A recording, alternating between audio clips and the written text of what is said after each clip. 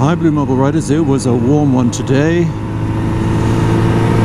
Not quite sure what it was, but it's cooled down, it's clouded over this evening, so that's really nice. Thought I'd go out for a nice evening ride. Haven't been out for a few days actually, been pretty busy, although my holidays start soon. I'm looking forward to it, which is going to bring me on to the topic we're going to talk about today, which is going to involve a little bit of feedback from you guys.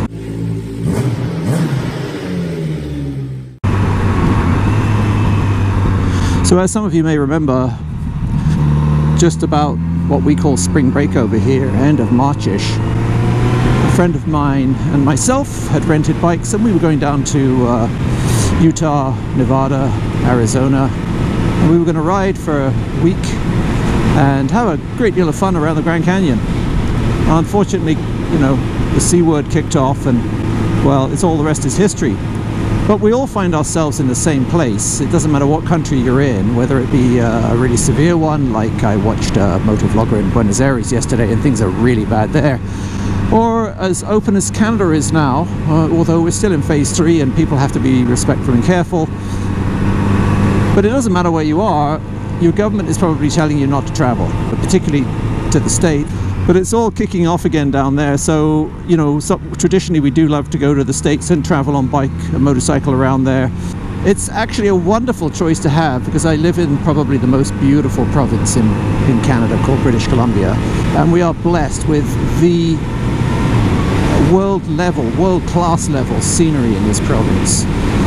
And at this time of year it is absolutely spectacular. So I've come up with a route that keeps us almost within our own province, nips us out a little bit, takes us into Alberta just literally for a few miles. I don't feel too bad about that. After all, us in BC have way lower COVID rates than the Albertans do, so I'm hoping that they won't be too miffed by me just dropping into their province for a few minutes. Well, actually 2 days, but it's only one campsite and then at a hotel. And it's all at the Waterton Lakes National Park, which I'm really looking forward to seeing. We went for a trip a few years ago, you can see it, where we went down through Glacier National Park, and to get into Glacier National Park you take a road past Belly Lake and you go up to the Chief Mountain Pass. And we stopped on a lay-by, and I took a bit of a cheeky shot of my wife's derriere standing by the bike and told everybody in the world I thought it was a very, very sexy bike.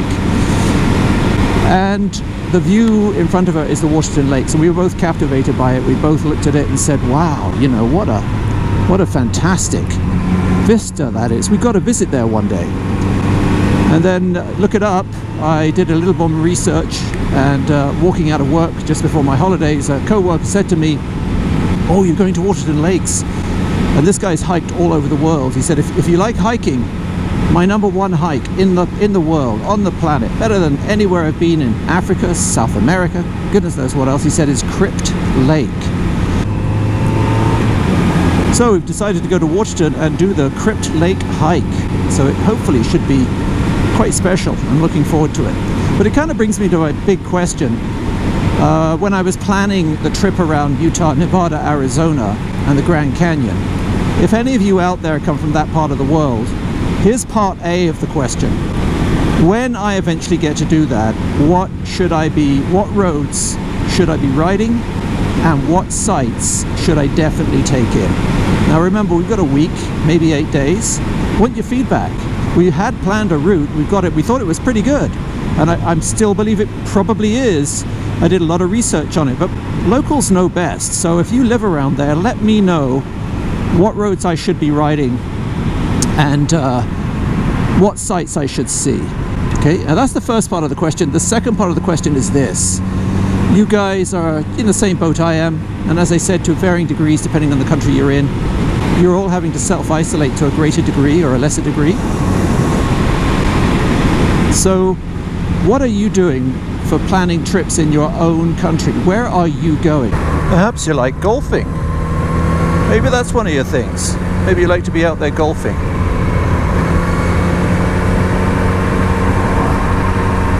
Maybe your ultimate trip is sailing. Maybe that's something you like to do, or just getting out on the water. Maybe that's where you'll plan a trip to. Maybe you'll plan a trip to somewhere that you can go sailing. Wouldn't that be fabulous? Yeah. Well, it would for me anyway. What do you consider the best rides where you live?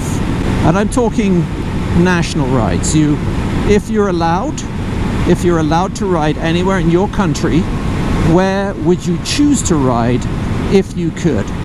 What rides have you done, or what rides would you love to do that you've never done that would really tickle your fancy, whatever your fancy is? Okay, so what would you do there? Let me know. I'd love to know, because one, it'll come in handy to me. I may want to go to your country and ride, especially if you're in the UK, my country too, but I haven't done a lot of riding recently there, and there are places I'd love to go. Australia, New Zealand. Now, I don't know if I have any New Zealand subscribers. Yes, I do. I do have some New Zealand subscribers.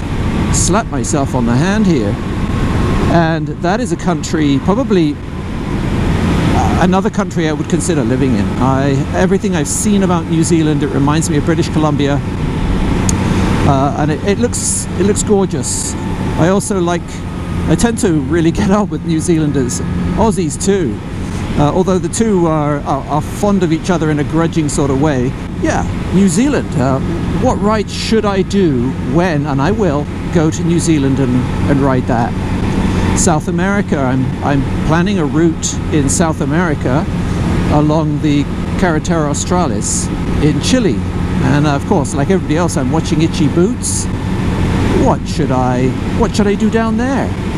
Route 40, Carretera Australis. What else should I do? What else is a must-see down there if there are any South Americans, anyone with experience of riding in South America? So let's get back to the question again. We're all having to self-isolate, we're all having to restrict our movements, most of us cannot ride internationally. So within your own country, where would you choose to ride if you could? Or where are you going to ride when you can? That's it, really. Once again, thanks for watching, everyone. If this is the first time you've watched, please consider subscribing. I do product reviews, motorcycle reviews, off-road and on-road vlogs, as well as tours. Don't forget to follow me on social media, that's Instagram, Facebook and Twitter, and to like, and especially, I'm begging you here folks, subscribe. This is the BlueMarbleRider, out.